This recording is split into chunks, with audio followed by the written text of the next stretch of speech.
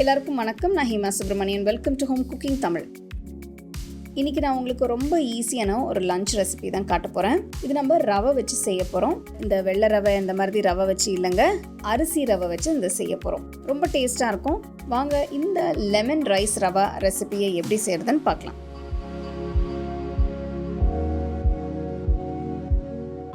இந்த ரெசிபிக்கு நான் 1 கப் அரிசி ரவை எடுத்திருக்கேன். இதை 3-4 நிமிஷத்துக்கு லைட்டாக லோ ஃப்ளேமில் ரோஸ்ட் பண்ணுங்க.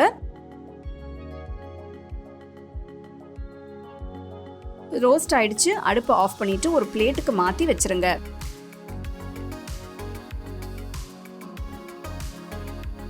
நெக்ஸ்ட் நான் கடாயில் 1 கப் ரவைக்கு 2 கப் தண்ணி ஊற்றுறேன். அடுத்து இதில் 1 டீஸ்பூன் உப்பு, 1/2 டீஸ்பூன் மஞ்சள் தூள், அப்புறம் 2 டீஸ்பூன் எண்ணெய் ஊற்றுங்க. எண்ணெய் ஊற்றும் போது ரவை ஒன்றோட ஒன்று ஒட்டாமல் நல்லா உதிரியாக வெந்து வரும். ஒரு தடவை நல்லா கலந்து விடுங்க.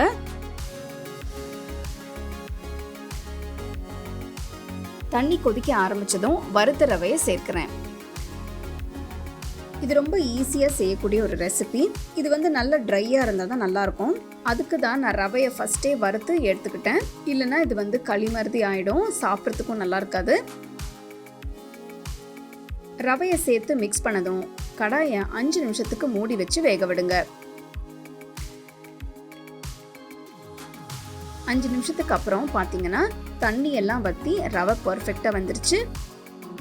ஒரு சின்ன டிப் என்னன்னா, தண்ணியில் எண்ணெய் ஊற்றும் போது ரவை ஒன்றோட ஒன்று ஒட்டாமல் பர்ஃபெக்டாக சூப்பராக வெந்து வரும். பாருங்கள் எவ்வளவு சூப்பராக நல்லா ட்ரையாக வந்திருக்குன்னு. ரவை ட்ரையாக இருந்தால் தான் இந்த டிஷ் பர்ஃபெக்டாக வரும். நெக்ஸ்ட் இதில் எலுமிச்சை பழத்தோட ஜூஸை சேர்த்துக்கலாம். இதுக்கு 2 எலுமிச்சை பழத்தை எடுத்து நல்லா பிழிஞ்சுக்கலாம். அப்போ ரவை நல்ல எலுமிச்சை பழத்தோட ஜூஸை அப்சார்ப் பண்ணி நல்ல புளிப்பாக இருக்கும்.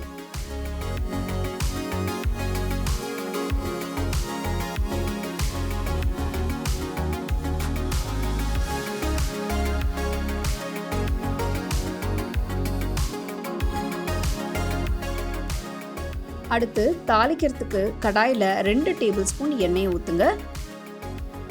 எண்ணெய் சூடானதும் 1 டேபிள் ஸ்பூன் வேர்க்கடலை ஆட் பண்ணுறேன். உங்களுக்கு வேர்க்கடலை பிடிக்குன்னா நீங்கள் இன்னும் கொஞ்சம் கூட எக்ஸ்ட்ரா சேர்த்துக்கலாம். அடுத்து 1 டீஸ்பூன் கடலைப்பருப்பு போடுங்க. 1 டீஸ்பூன் உளுத்தம்பருப்பு சேர்த்து நல்லா மிக்ஸ் பண்ணுங்க. 1/2 டீஸ்பூன் கடுகு, 1/2 டீஸ்பூன் சீரகம் சேர்த்து நல்லா கலந்து விடுங்க. கடுகு பொரிஞ்சதும் இதில் 3 பச்சை மிளகாயை 2 கீறினது சேர்க்குறேன். அப்புறம் 2 காஞ்ச மிளகாயை 2 கிள்ளி போடுங்க. நெக்ஸ்ட் 1 கொத்து கருவேப்பிலையை ஆட் பண்ணுங்க.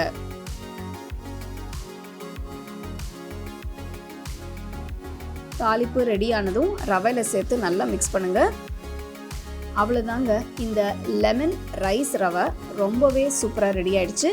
இது ரொம்ப குயிக்கான டைமில் ஈஸியாக செஞ்சிடலாம். நம்ம யூஸ்வலாக ஃப்ரெண்ட்ஸ் இல்லைனா கெஸ்ட்ஸ் வீட்டுக்கு வரும்போதோ இல்லைனா நம்மளுக்கு ஃபெஸ்டிவல் டைமில் கிச்சனில் ரொம்ப நேரம் டைம் ஸ்பெண்ட் பண்ணுறதுக்கு பதிலாக இந்த மாதிரி நீங்கள் ஈஸியான ரெசிபி பண்ணும்போது டைம் ரொம்பவே உங்களுக்கு சேவ் ஆகும்.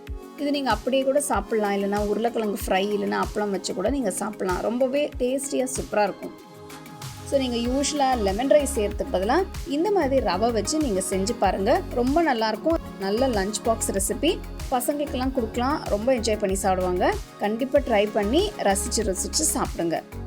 உங்களுக்கு இந்த ரெசிபி பிடிச்சிருந்தா லைக் பண்ணி ஷேர் பண்ணி ஹோம் குக்கிங் தமிழ் சேனலுக்கு சப்ஸ்கிரைப் பண்ணுங்கள்.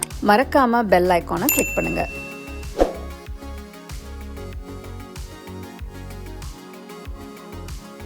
The second edition of our home cooking book is now available on our website 21frames.in.